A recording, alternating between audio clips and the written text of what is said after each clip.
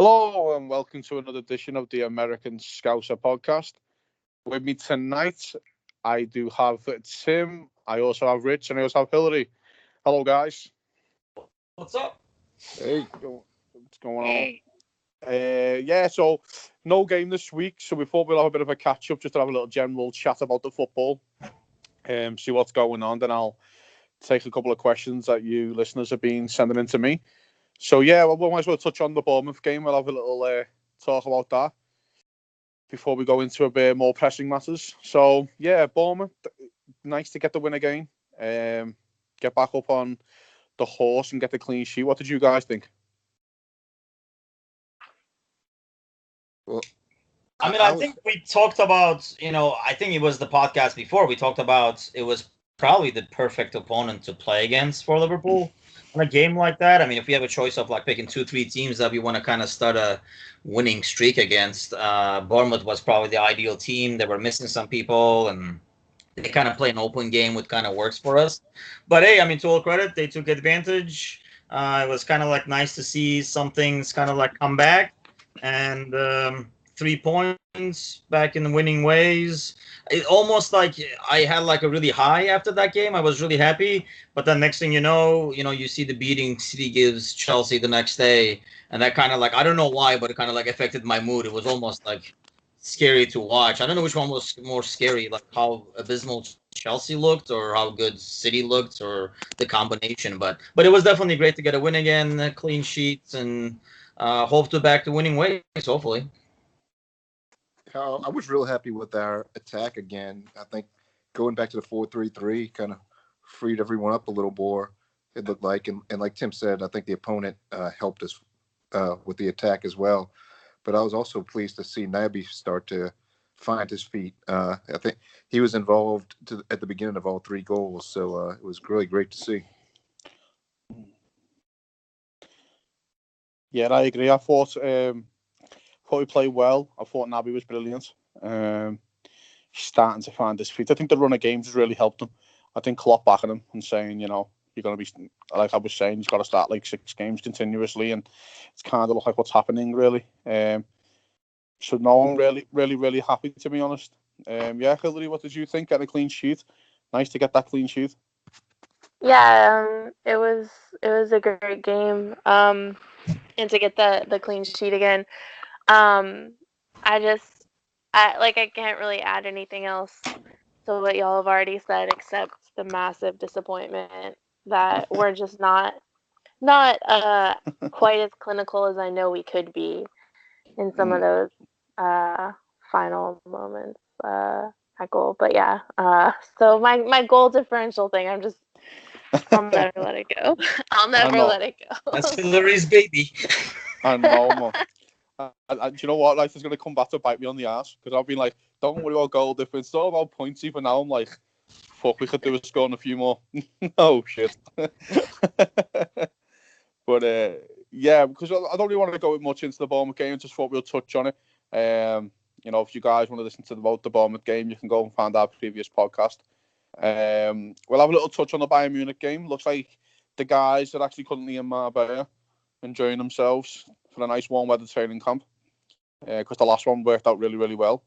But I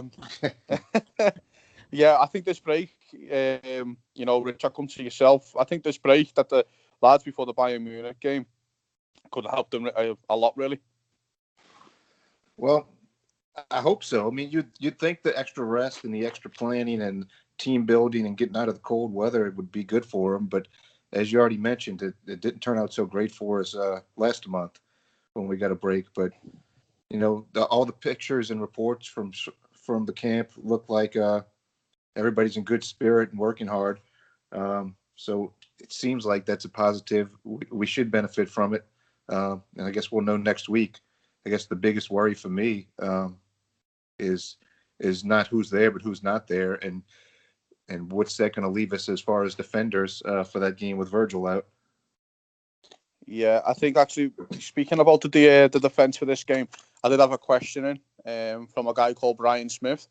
His question was, with Virgil suspended for the first leg versus Bayern Munich and Gomez out and Lovren not training again due to his hamstring, who plays in your back four and where? So, Hilary, I'll come to you first. What would be your back four for Bayern Munich? Oh my god. Do we still have Carragher? There really aren't too many choices. I mean, so Trent is fit.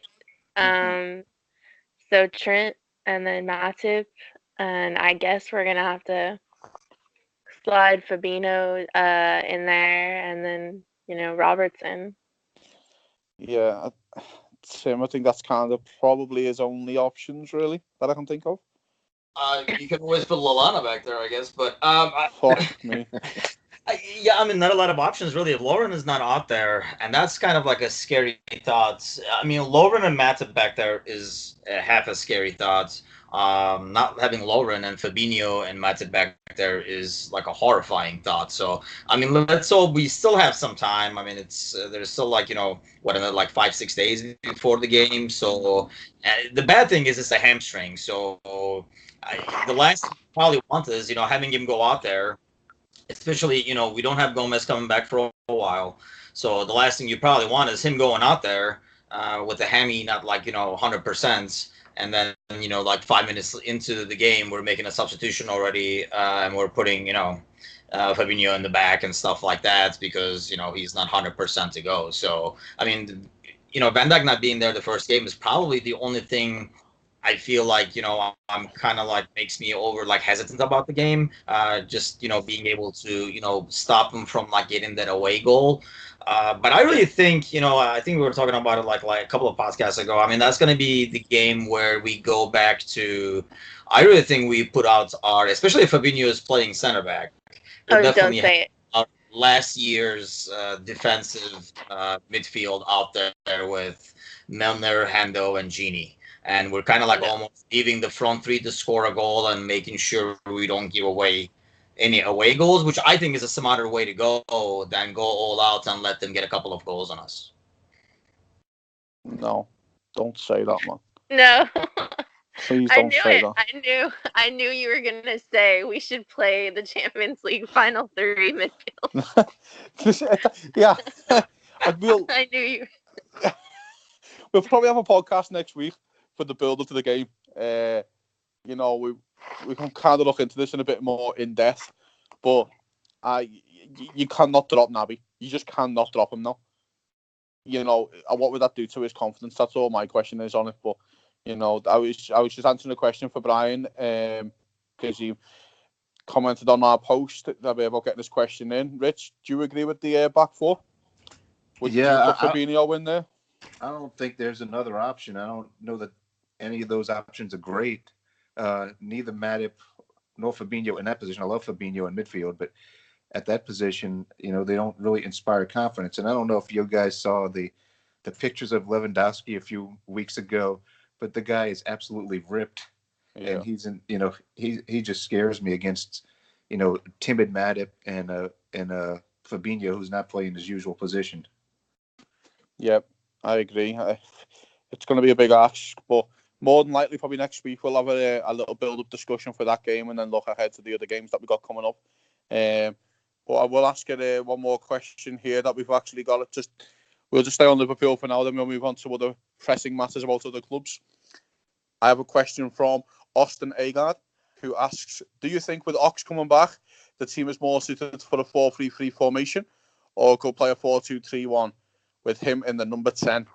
Personally, Austin thinks that it's better to play the 4-3-3 and let Bobby play as the false 9 like last season. Tim, I'll come to yourself. With the Ox back, what do you think would be the preferred formation? I think it will be kind of like flipping back and forth. I think it'll be 4-3-3, but throughout the game, you'll kind of like see it changing. And I think that's when we're the most dangerous, when those people are constantly on the move and it confuses the heck out of the defense in terms of like where to follow and do I chase, Firmino dropping to midfield or do I chase Salah over here and stuff. So I think it will go back and forth. I mean, I can't wait till Ox comes back. I still think our ideal midfield right now is, in my head, is Fabinho, Gini, and Ox. And him being there, being that threat to move up, push up and stuff like that, will be golden. But I think we do 4-3-3, and I think that kind of plays in the hands of Ox and Firmino. So he can play, Firmino can play that false nine, and if he drops, he leaves open spaces for Salah, Mane, and Ox to run into. So I think that would be the ideal lineup, though. If you still go back to the 4-3-3, with eventually, not, I shouldn't say eventually, but occasionally switching to the formation where you can have Salah play that forward again, and then Firmino drop back. Yeah, I'm in agreement there. I think more flexible. I think is the better. Hilly, what do you think? How excited are you to see Ox back, and what do you think is probably his best position is? I'm so excited. He was my favorite player last season, and I was just so heartbroken to see him injured. And I I probably agree with everything that's been said so far, and I think that I don't think that we should put a lot of pressure on him because that's such a hard injury to come back from. I don't even know if we'll see him even get to 80%, 75, 80% of what he was last year. So I don't know if we'll even see him start. He could just come in and be that impact sub with that energy. And so I do think we'll end up seeing him, you know, moving around and slotting in. And so I do think the formation is going to be, it will be like that, 4-3-3. But then I think, it'll get shaken up. Just because I see him coming in with the energy, so he'll just be everywhere. Mm-hmm. Yeah. Rich, what do you think? When I look at the Leicester game and the West Ham game, it would have been nice to have Oxlade-Chamberlain bursting through the midfield, wouldn't it? Yeah, no doubt. And I agree with that, and I agree with what Hilary and Tim both said about. I think what we'll see going forward, even before Ox comes back, is I kind of see Keita as playing a similar type of style as him, or at least that's what we envision it, is him running through the midfield and taking people on, and then freeing somebody up for a pass. And I think Ox is good at the same thing. And I think we'll play a lot of 4-3-3, but I think we'll see a lot of times, as we did earlier in the season, once we get ahead, seeing out the game, taking control, and pulling back into that with two defensive midfielders. And I think one of the good things about that is, the way Klopp built the team, just about any of the midfielders we play, other than maybe Lallana or Shaqiri, are comfortable enough to be pulled back into that back two. So, we don't have to make a substitution and change formation. We've got flexible enough players that we can change formation with the players who are already on the field and just change our game plan as it suits the need. Yeah, I'm all in agreement with you guys, to be honest. I think the flexibility is key. And I think, it's horses for courses, depending on the games. For United, for example, you can play two defensive midfielders, when he's back. If, of course, he was back, I know he's not back, but in the bigger games, I don't think we're going to see a lot of him. I agree with Hilary there. I'll be surprised if he plays 5-6 games this season, even off the bench, because Klopp likes to take his time with players coming back. So, no, it'll be lovely to see him back in. But what we're going to do, guys, we'll leave put a little cap on Liverpool for a bit. Let's have a little look around the rest of the league and see what's going on. I think the only place to start is Chelsea, guys. Now, I was all in the agreement of Higuain showing up. Go on, fella. Go make yourself a little hero with me. And then Manchester City are 4-0 up inside 20 minutes. And I am sitting there laughing my head off, but inside crying my eyes out. So, was it disheartening or was it quite funny, guys? Rich, I'll come to you first. What a performance by Man City, but my God, that Chelsea's got some work to do, hasn't he? Yeah, Man City looked like Man City has looked in a lot of games, but it's almost hard to it's almost hard to compare how they would look against another team, though, because Chelsea was just so miserable. And Jorginho seems to be a failed experiment for me in that role, especially against a team like Man City. He's too slow and needs more time on the ball. And against a team like Man City, you've got Conte, who's arguably the best defensive midfielder in the world over the last few years, and you're playing him out of position to accommodate Jorginho, who can't do the job. I wonder if you swap those two out if that game plays out a little differently. Yeah, I'm in agreement. I think it should be against the law that you have N'Golo Kante in your team and you play him out of position. You should be arrested. Yeah. In my opinion, you should be doing some serious time. Because my word, I'd love him in my midfield. Hilary, what do you think? I understand if they're starting to be a Liverpool fan, but you can only admire and look at Chelsea and think the rebuilding job that they've got to do is huge. I mean, that game was like just painful on so many levels. I actually I had to turn it off because after the fourth goal, I was like, goal differential.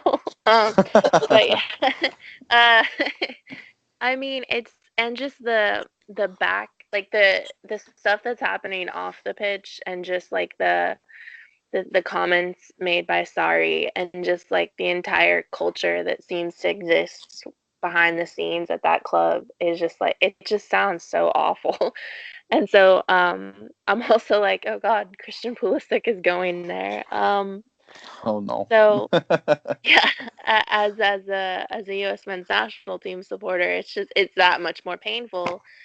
But I mean, it's also kind of satisfying to see them crumble like this. But you never want to see like that kind of.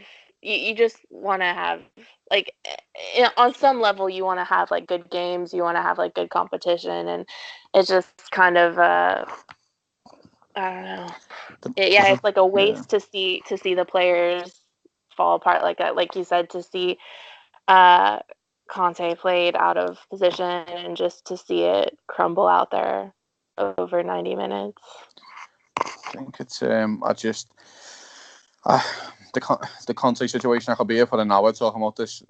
It's that frustrating, and I don't know what it's like for the players in the dressing room. Tim, I'll come to you. It was bittersweet watching the game. To be honest, it was bittersweet because my hatred for Chelsea is still very raw. So to see them crumble is wonderful. But the one question I do want to ask you is, Eden Hazard, another big game goes by where this kid doesn't show up. Is he as good as they say he is? Really? Has he done it in a big game away from home? I think he is. I mean, the guy is. I mean, some of the things he does, 28 now. Not a lot of players do. 28.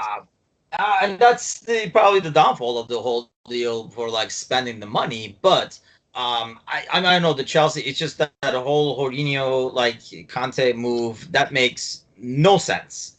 And I would like to be a fly on the wall when they talked about that transfer. And how Sarri could sell that to whoever else is in the room is beyond me. Like, this guy is the best defensive midfielder, player of the year, which is very rare for somebody in that position to get player of the year.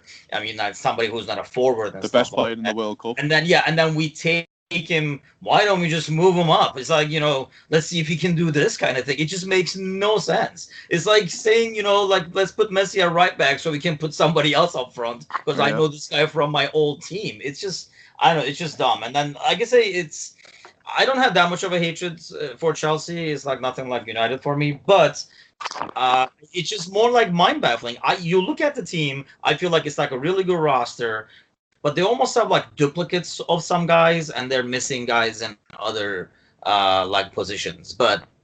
I mean, they wasted half a season trying to play Hazard as a number 9 almost in the center. And I mean, the guy is great at holding the ball and creating. I just feel like they have that player, but they don't really. They do sometimes what we did with Coutinho, I feel like. When nothing is happening, they're like, here's the ball, see if you can make something happen. And then, like sometimes he can, sometimes he can't. And, like he gets bogged down by 4 people sometimes and nothing happens. But the guy is very good. I just feel like they don't take better advantage of him. I mean, obviously the talk has been about him going to Real Madrid and stuff like that. And he would kill over there, I think, with other top players on the team getting attention away from him. Let's face it, right now, who to stop there. And that's not going to be the case if he goes to another team like Real, for example. Yeah, I agree. My thing on Hazard is he's just never done it in a big game. He's done it against that. He's went to Anfield and played well. He always needs to score at Anfield, but Do you remember him playing well at Old Trafford? At the Etihad? I'm not like being disrespectful, but the big players, he's performing big games. I don't see when he performs in big games. Wow, Hazard was brilliant today in a big game. You know, this is a guy, don't forget, in Jose Mourinho's last season, when 31 games without scoring a goal. Now, you know, we're talking about a world-class footballer. Whether you're playing left-back or you're playing up front, 31 games, I'm all like, you're going to score a goal. It's just, you know, I know he's got talent. I know his ability. You know, he's a very, very, very good player. But would you take him in our front three? No. Would you put him in City's front three? Do you think he gets ahead over Sane? No. But just opinions. There's actually one question I do want to ask about this man, Hazard. I'll go round, actually, yes or no, guys. Do you think Hazard will be a Chelsea player next season, Rich? I think not. I think he'll be in Madrid, and I think, like you said, his talent's unquestioned. I think his attitude is part of the problem. I think he quit on Mourinho when he was there, which, you know, we can't blame him for. It looks like he also quit on him this season. Like you said, he's too good of a player to be going missing in big games and go missing for so long. And, you know, I wouldn't have him on our team just because of that, regardless of his talent. Yeah. Hilary, what you think? Is he going to be playing in the Premier League next season? No. Yeah, thank you. I'm the same. And Tim, what you think? Yeah, I don't think so either. It just doesn't look like it. He's already kind of like thrown in the towel. Sometimes he's in the mood. Things are going well. He plays. Otherwise, he kind of like pouts till he gets the ball. That's something. If it happens, it happens. If it doesn't, it doesn't. Like, that's kind of like the attitude you see from him when you watch the guy. But he's always dangerous. Like, I hate playing against the guy because he's one of those guys that every time he gets the ball, you're kind of afraid that he's going to make something happen against you. But yeah, I feel like he's gonna go next year. Real needs that player. I mean, they're not playing their best football either. They need that player to bring some excitement, and he will. And you have him on one side, if you have Bale on the other side. You know, I mean, it just gives him so much more space. The type of football they play is different over there. I think that kind of like plays more to his talent than Premier League, really. Right, I'll go back around with another question for you. This is one that's really been interesting to me. We play Chelsea, guys, April the 13th. Tim, will Sarri be the Chelsea manager the next time we play them? On April 13th, will he be the Chelsea manager? Correct. Yes. I think you're brave. Hilary? I don't know. Someone told me today Zidane is in the running for that job. I don't know where that came from, but I heard that today, and I don't know if his media, what he's doing by saying all this stuff publicly is going to do for him, and I think it could backfire. March is going to be long, so I don't think so. Well, Rich, what do you think? Sarri? I think the more important question is, will he be the Chelsea manager on April 14th? If they put 6 past them, we can put 8 past them. Right. There's our goal differential. Just play Chelsea. There's the goals. Don't worry, Hilary. They're coming. To be honest, I can't see it.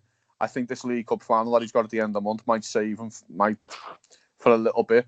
But if they go and get another beating like they do in the League Cup final, I think that could be curtains for old Maurizio. And at least he can go back to the Italian League and have a smoke on the sideline. Because, my God, when you watch him on the sideline now, you know he needs a cigarette after you get him beat 6-0. And he can't do it. But we'll move on to my second favourite subject in this world is Everton. I got told at the start of the season, guys, that the gap was closing. They're getting tighter to us. They're spending all this money. The Merseyside billionaires. It's only a matter of time. The sleeping giant has awoken.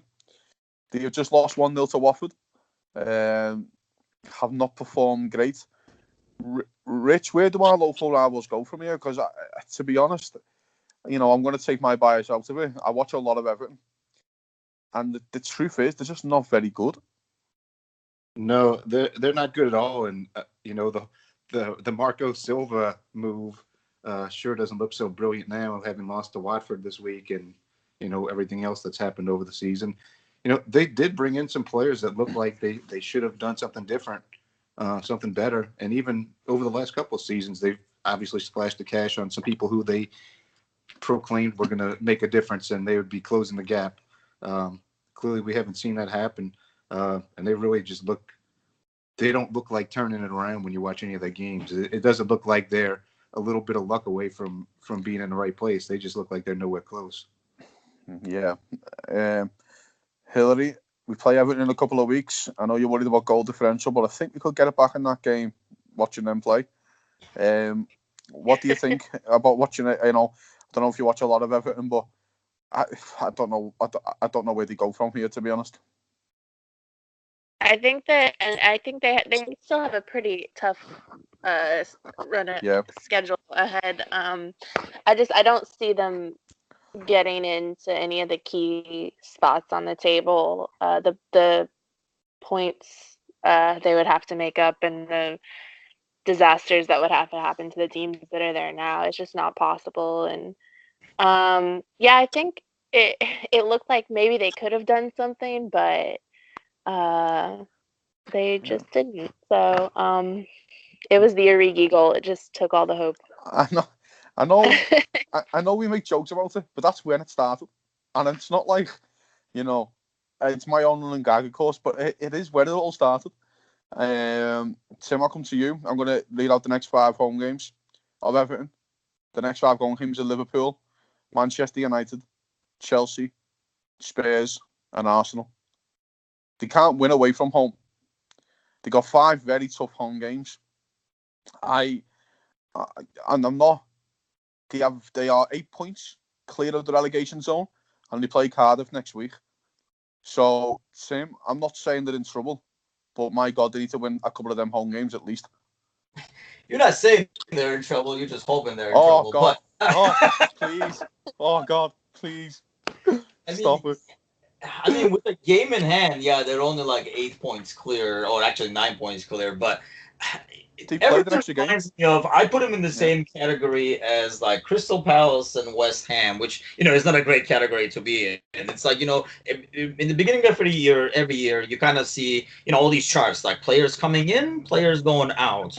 And every time you look, you're like, oh, that's a good guy, that's a good guy, that's a good guy. But then somehow on the field, they are never able to put it together. I mean, you see the starting lineup, and you're like, okay, he's a good player, he's a decent player and stuff like that. But they can never put it together. I mean, I don't follow Everton as closely as you do, obviously, but those next 5 home games look scary, doesn't it? And for a team that does have their away struggles, it could be interesting because out of the games you listed, I don't see them getting, at the best case scenario, more than like 4 or 6 points. You never know what Arsenal is going to do. But, and if you're getting only 4 to 6 out of those potential 15 points, and you can get a point to save your life away from home, it could be scary / fun / interesting. I just don't understand. Like I say, they have quite a number of quality players, but then some of the signings they get never make sense, and even though they're good on paper, it just does not fit them. I mean, I know, as being Turkish, they signed Cenk Tosun, who's a really good player, but it just didn't fit that, and it really doesn't fit, what they're trying to do. That's not the kind of player he is. And I remember at the time, even, the famous this was like, you didn't even know much about him when they signed him, kind of thing. Who pulled like a little sorry there and said, I don't know as much about him, but like, why did they even sign the guy and spend the money on him? And honestly, I'm kind of ticked off because they're kind of like wasting a Turkish dude there who was a good forward. So he just doesn't fit their style. They almost like spend money for the sake of spending money sometimes to look to their fan base, and it kind of backfires and could backfire big this year. I think the key, I watch a lot of Everton, I think the key is, I don't know Everton's plan. I don't know where Everton are going in the next 2 years. Do they want to challenge for the top 6, top 4? Is that where that's where they're going? Right now, Everton Football Club are paying 4 managers. Now, I'm not really. I've never been worked inside the football club, guys. When you're playing 4 managers, there's a situation. They're currently playing Martinez, Koeman, Allardyce, and Silva, which is taking up a lot of their budget. The players they signed, Tim, I agree with you 100%. They're signing players for the sake of it. Like, oh, we've got money, let's just go and spend the money on. There's no plan in place. There's no structure. I've watched a lot of Everton this season. Their best defender is probably been Luca Dean, who's theirs. The second best defender is on loan from Chelsea, in Kurt Zouma. Their best midfielder up until November was Andre Gomez, who's on loan from Barcelona. I just think Everton have a massive clear out, and to be honest, they have Cardiff away next weekend. If they lose that game, which Cardiff have won back-to-back games, they could be in serious trouble. And I'm trying to take my bias out of it, but that's just me watching them as a team and think they're so unorganised. But we can always thank the Origi guys. That's the main thing. My man. That's the one thing they have they can take some comfort in, is they've only got to face Divock Origi one more time this season. Imagine you've done it again. Oh, stop it. Oh. It's the day after my birthday. So it's the 3rd of March. My birthday's the 2nd of March. My God. Do you know what? Right, I actually got asked by my friend, would you ever see Liverpool win the league or Everton get relegated? I had to think. I was like, my hatred for Everton's very strong, but I'll just pick Liverpool. And it was very close, but I'm just picking Liverpool. That's my hatred for Everton. But no, they got a big rebuilding job, guys. I'm not sure where they're going to go. But let's move. We can move on now, actually, to one of our other favourite teams to talk about, which is Manchester United. It looks like they had a wonderful time in the Champions League, losing 2-0 at home to Paris Saint-Germain. It's okay, guys. Not everyone can beat Paris Saint-Germain at home. Not every English team can do it. You got to be special. But don't you worry, guys. We've got that covered for you this season. But we did it with one eye. Exactly, with one eye. What a guy. And, they also had Neymar and Cavani playing when we played them. But, I don't want to get into the little things about the game. But, Rich, I'll come to you. I don't know if you watched the game, but I take some strong comfort in Man United losing at home there to a good side that we play them next week at home. I didn't get a chance to watch the game. I saw the highlights and obviously read some reports on it. But, obviously, I think we all agree that the second best result behind a Liverpool win is always a Manchester United loss. So I was happy to see that. And I was happy to see that prancing Paul Pogba was red carded and won't be there for the next leg too. So I think their prospects of getting out of the next round are pretty slim. But I do think it was also enjoyable to see. There's been so much talk about their turnaround and how they're on a roll. And I even heard people talking yesterday about how they expected to trounce PSG. Not even that they expected to compete; they expected to trounce them because of how well they've been playing. But they've basically played nobody. So this is their first real test. And like you said, without two of their best attacking players, and not only did they lose, but from the accounts I read, they weren't even ever in the game. Yeah, Hilary, does it give you a lot of confidence for Liverpool going there that they just lost at home? Yeah, definitely. I think that it's probably a wake-up call that what they were just on the high of the new manager. They were playing teams that weren't really giving them a challenge. And yeah, maybe I have some hope that we'll get our goal differential. Yeah. Yeah, Tim. I watched the game. I thought PSG were brilliant, to be honest, especially second half. I thought they were really, really good. It's weird enough when Paul Pogba goes to the French Charlie Adam when he plays a good team. It's okay being brilliant. It's okay being brilliant when Callum Chambers is playing centre midfield against you. Go and be brilliant when you have a really good centre midfield playing against you. And there's one thing that Liverpool are going to offer in that game is a good centre midfield. Yeah, I mean, watching the game, I mean, to be honest, I think the biggest things in terms of, as far as we're concerned, is I think it definitely puts a doubt in their head, and they were on this, roll where they thought, "Oh, we can win every game." And I think this by itself, and they were outclassed. They were definitely outplayed.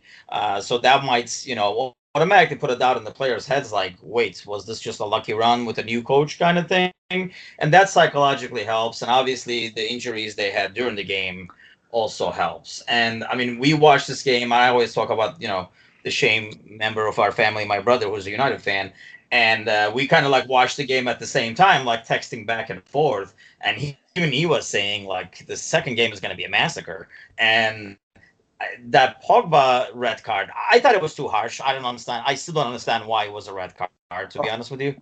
But I almost felt like, I mean, we both said, hey, he probably did it because he doesn't want to get embarrassed in his own country. Because they're probably going to get killed over there, especially if Neymar and Cavani are back for that one. So, I mean, they were outclassed. I think it kind of showed the quality of the rosters between them. And I understand their injuries and substitutions didn't help and stuff like that, but it was not even close. So, but it just you never had that. I mean, that's what we were talking with my brother. Like, you never got the sense that, man, if this goes in or if something happens, they're going to get back in the game. It almost felt like if they happened to score one and made it 2-1, PSG would come back and like score another two or something like that, like PSG was holding back. And the whole showing them off the last 10 minutes with the Olays and stuff, which, hey, I mean, brings a smile to my face. And that was like a huge joy to watch by itself. And I even asked my brother, I'm like, dude, did the home fans turn on him? Because it felt like the entire stadium was saying Olay. So I don't know how many they squeezed in that many French people in there. But yeah, that was kind of like a embarrassing display at the end. And I think that will kind of help us in some ways. I hope it doesn't wake them up too much, but I hope it puts enough doubt in their mind that, yeah, this was just a lucky run, and we played against a good team, and now we're playing against another good team. Here we go again, kind of thing. And I mean, barring anything ridiculous happening during the Champions League game, we will be fielding, like a much better midfield. I mean, and hopefully, like obviously Trent and everything will be back there, and hopefully by then Lovren will be back there. So it definitely works in our favor, and like I say, it was just a joy to watch.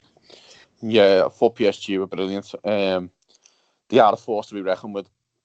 Yeah, they're out. I think Man United are out. I think that's them done. I think they've also, Man United, they also had Martial, I believe, limped off injured, if I remember correctly, and he had someone else, and I think it was Herrera maybe that limped off injured. Lingard. Sorry, not Herrera. Lingard. So they got Lingard and Martial who were doubts for the game. If they've got to start, for example, like someone like Mata or maybe Lukaku, I'd feel a lot more confident about the game. When we played them. Or Alexis Sanchez, who's one of the highest paid players in the league, who came on, and I think he had 0 successful dribbles, 0 chances created, 0 key passes, 0 impact on the game, basically. You know what? We'll come on to it now because it was something I wanted to actually touch on. I don't know what's happened to this kid. £400,000 a week, which is, I transfers to about $510,000 a week, and that's Aaron Ramsey type money. Yeah. Juventus with the freeze again, man. I want to see Emre Can's contract. Fuck me. But yeah, I don't know. I don't know what happens to this guy. It looks like to me he's due a big performance because he's too good not to have a big performance. Rich. Or do you think he's just completely finished? I don't know. I feel like he almost looks, I don't know if it's just me, but every time you watch the guy, he almost looks like he's not interested. Like he's just there collecting a paycheck. So it's going to take a coach to really get that guy excited about playing again. He was like that at one point for Arsenal, and obviously towards the end, he's one of those like me guys that is just very annoying to watch because it's like a talent wasted, and it's just kind of like lose the ball and like don't chase anybody down. It's just not a easy guy to root for. Definitely not rooting for him now that he's at United. But even at Arsenal, I mean, I watch Arsenal as kind of like a neutral in most cases. I couldn't stand him when he was playing in Arsenal just because of his attitude towards the game in general. Like he's above the game or he's too cool for school at all times. And that's the impression I get. It could be the body language. Maybe that's not him. He might be the greatest guy in the locker room, whatever. But that's what I see as I watch him, like from his body language. But one thing that was interesting in that game is how well Di Maria played, and to the point where I had totally forgotten that Manchester United managed to waste him when he was there, and that guy played out of his mind the entire game. Like he played with a purpose. I've never seen him run that much. Yeah. Di Maria, man, he was excellent. I don't know if he had a point to prove, but he came to Anfield. He looked a bit off the pace and he played okay, but I was like, oh yeah, nothing special. I can't remember if it's the Anfield game or the Paris game, but you know, he was brilliant. I'm not sure if he was just so motivated for that game. Speaking of motivation and the Alexis Sanchez, Hilary, what motivates you to go to work? Because if I was on $510,000 a week, I think I'd be motivated to give 110% when I play. Yeah. So I've actually like kind of been a mild fan of his because I got really into watching him play for Chile. Mm-hmm. And like the Copa America and stuff. And if you've seen him play for his national team, it's like a completely different person out there on the pitch. And so it's just kind of sad to see.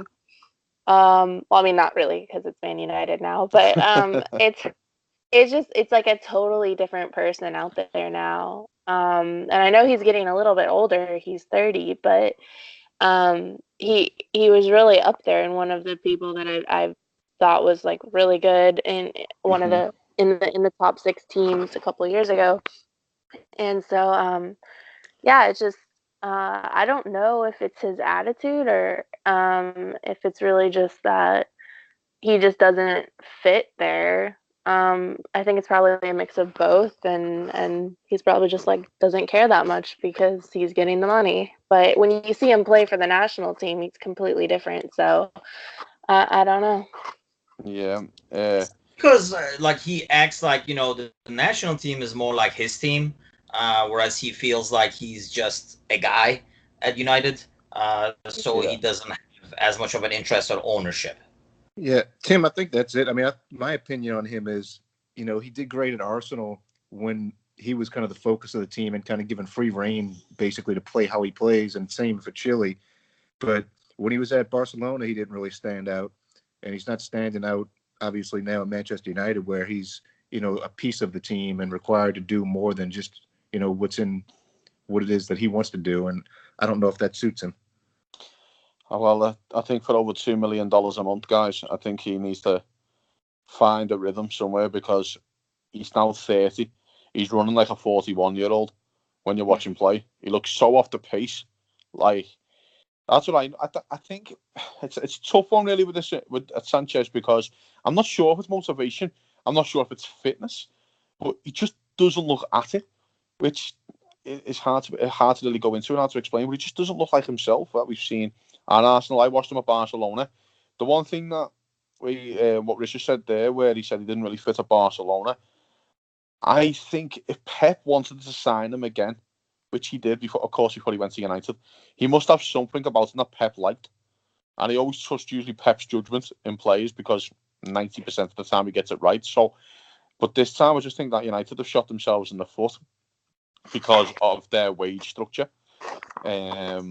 I think their highest paid player before he came was Pogba on like $270,000-$80,000 a week, and then a guy walks in on, the best part of $500,000 a week. It doesn't work out like that. Paul Pogba's agent doesn't knock at the door and go, "Why is he on that?" "Oh, because we didn't pay a fee for him." No, it doesn't work like that. Because I want my player to be on that. I think it really upsets the apple cart. I also think that's the reason why, Liverpool didn't go in for Aaron Ramsey. Because I think we're all in agreement that he'd really suit Liverpool well as a team. But it doesn't work when Mo Salah's agent knocks on the door and goes, "Why is he on $400,000 a week? We didn't pay a fee for him." I don't care. I want my player on $400,000 a week. She just asked me, And I just don't. I want to ask Juventus, why are they paying him $400,000 a week? I don't even work there. I mean, it doesn't make any sense to pay. I mean, he's not that good of a player. I mean, you would think for that, wage, he'd be dominating the Premier League or something like that, and not even close. Do you know what you're seeing, guys? And this is we're going to come on to this actually. I think this is the future of football. I think it's players working down the contract and the highest bidder wins. And I honestly think it's the future of football. I want to get your thoughts on it, really. I think in probably the next 5-6 years, that transfer fees will basically be abolished. And you're looking at, well, I'll just waste down my contract and the highest bidder wins. And no transfer fees will be involved. Rich, I'll come to you. I can only see that's the only way it's going to go. Because when you see, no disrespect to Aaron Ramsey, he's a very good player, but he's not. We're not talking the level of, Messi, Ronaldo, Suarez, Salah kind of level here. But he's on £400,000 a week. It's a huge sum of money, and that's the only way I can see it going. Yeah, I think what you're saying makes sense. I mean, the numbers, the transfer numbers are getting outrageous and ridiculous. At some point, it's going to be, it's not going to be able to continue. It's going to be unsustainable. And so if players do run down their contracts, I mean, even if you calculate out what Ramsey is going to get with that outrageous salary, Juventus is still paying like $40 million over the contract, I think. And if they'd have bought him from Arsenal last year, they'd have paid $40 million for him. So they'd have paid $40 million plus his wages. So in the end, they're actually saving money, even though it sounds crazy because they're paying such an exorbitant amount in salary. But it makes sense. I mean, if you just go on the market for the free players, you can afford to bid more for them and still come out ahead as a company, as a club. And you've also got the ability to spread that money out better than if you've got a £100 million transfer fee that's all due at once. So that's better for revenues and the business side as well. Yeah, Hilary, I'll come to you. I think free transfers. You've got a player who's on a free. I think if all the best players in the world are really looking at this and think, well, all the money's going into my pocket and not into the clubs. Yeah, the one thing that kind of concerns me about kind of the player having that power and money kind of ruling everything is, where does that leave, that there's no more loyalty to clubs. Like, you're not going to see as many players who spend like the big chunk of their career at one club if they're just looking for that, like, I'm going to do the 4 years here and then let it run out, and then I'm not going to sign again because I can get more money somewhere else. That's like someone like Aaron Ramsey. He was at Arsenal for most of his career, right? Like almost 10 years. So yeah.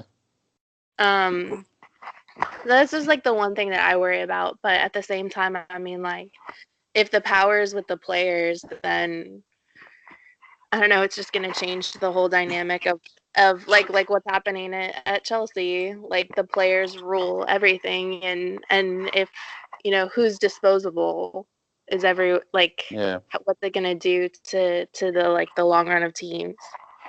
I think we'll never be able to hang on to a player like Markovic under those circumstances. My boy Lazar. Yeah, Tim, I'll come to you, fella. I think it's going to be lower transfer fees and it's going to be higher wages if you want to sell your player in the future, because if you're a player with or an agent with any kind of switched on ability, I believe in the next 5 years, I think it's done. I think it's literally, you sit there for 4 years, don't worry about that. We'll get you out and we can put you on the biggest wage and you're changing your life.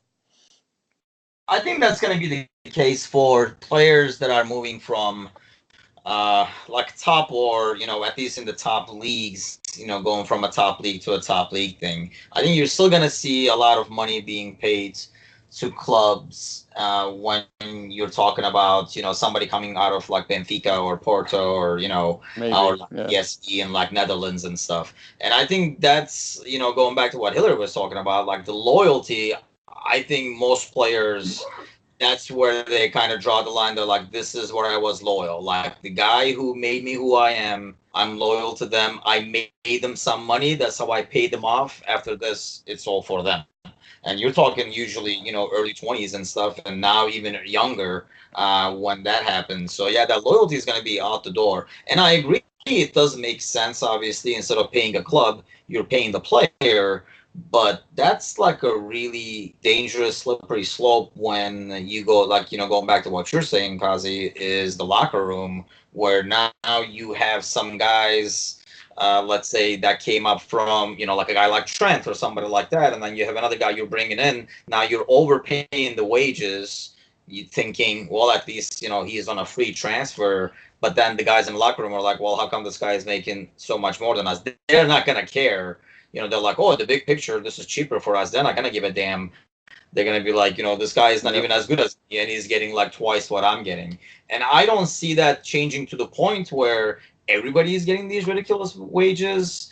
I think clubs are eventually gonna come to the point where they're gonna understand that it's not gonna happen. You put Emre in there and Ramsey in there with these wages, and if they're like carrying each other's crutches all season, you're gonna realize that these wages are not gonna pay off, and you're not gonna be able to field the roster. But especially if they're watching, how much these clubs are spending and stuff like that. So you're still gonna see small clubs making money out of selling their like younger talents.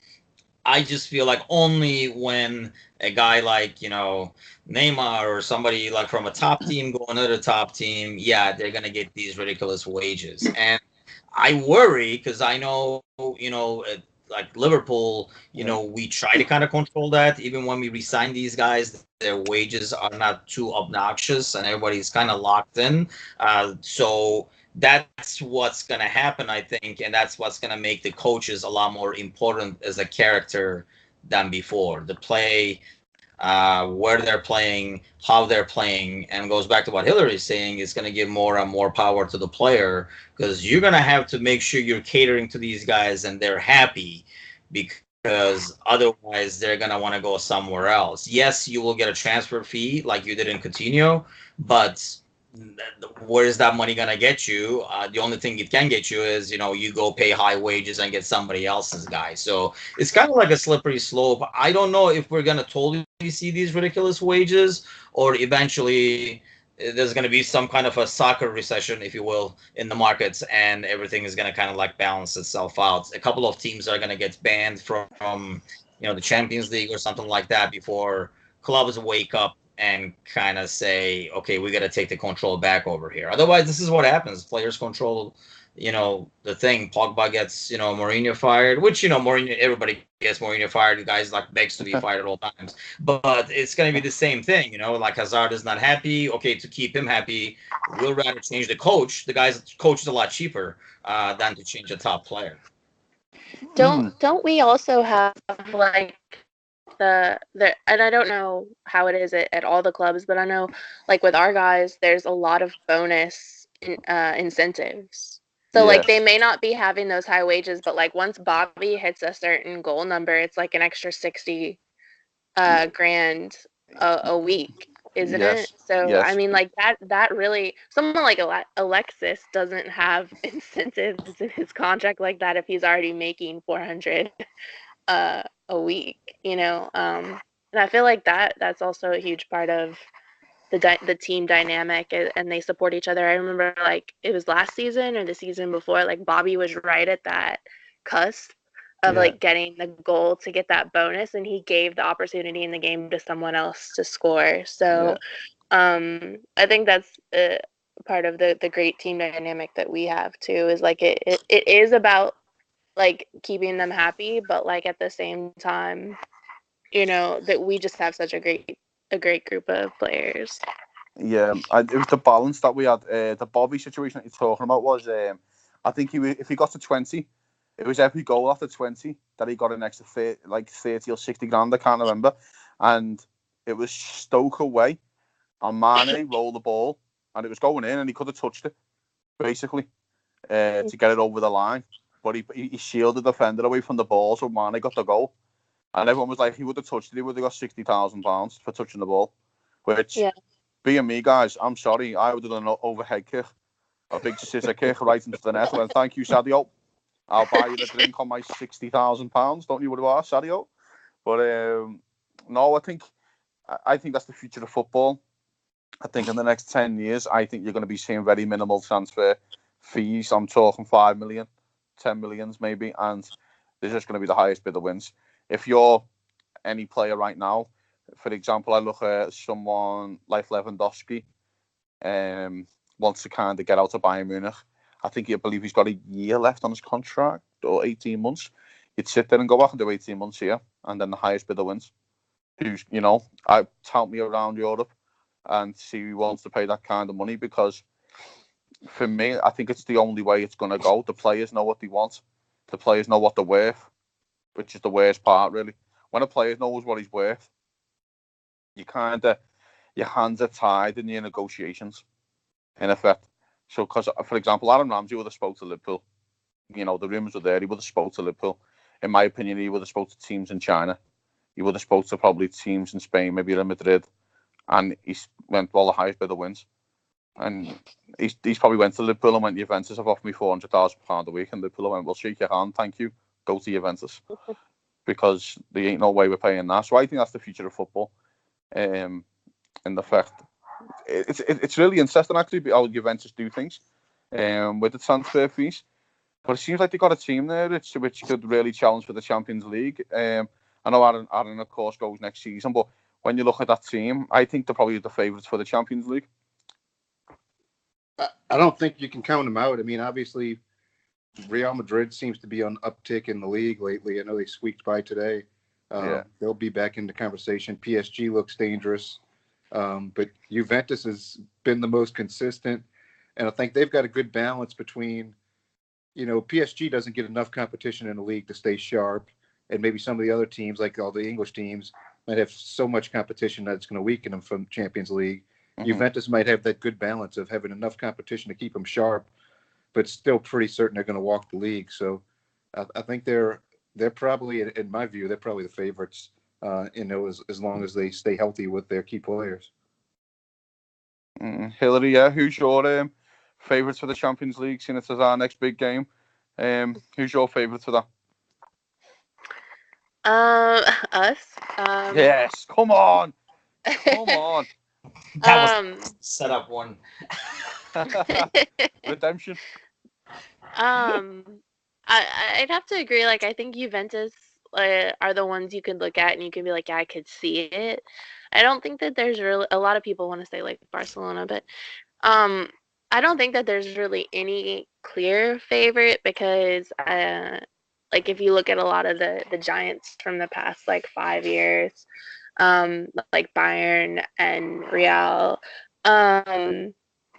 it just seems like there's so many things going wrong, or like in the league, they've been struggling during the season, or there's injuries, or just the dynamic in the team, and stuff like that. So it's just like from week to week, are they going to be able to perform at the level that they need in Champions League? And so I honestly think that it might be a year of like it could be unexpected. And I think Real, like, they're so damn lucky. Like today they were lucky, and if they won again, I would throw something at my TV and break it. I just, it's someone other than them. God, please. That's what I want. Anyone but them. You know what, Tim? I'll come to you.